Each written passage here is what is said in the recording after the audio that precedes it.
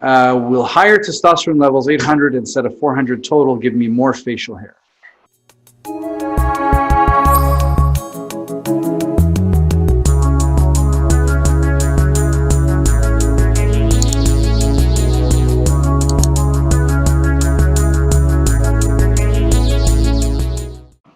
Going from 400 to 800, I don't think will make that much of a difference. If a guy is really, really deficient in testosterone and gets on TRT and was meant to have, facial hair, had he had normal levels of TRT, it might occur at that point.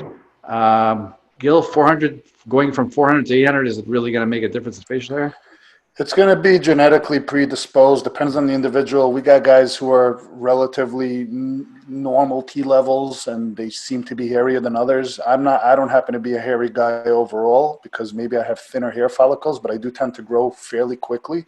I mean, I shaved at 8 a.m. this morning, but realistically, no, this is about 3.5 weeks in. I mean, my beard grows fairly quickly.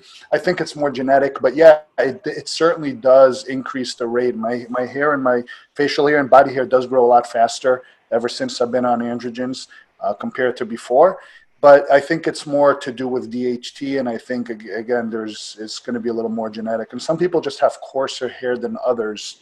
And I really wouldn't worry about it. I mean, I don't know if he's trying to prevent this from happening or if he wants to grow faster. That is not the reason to get on T, and that is not the reason to mess with your doses.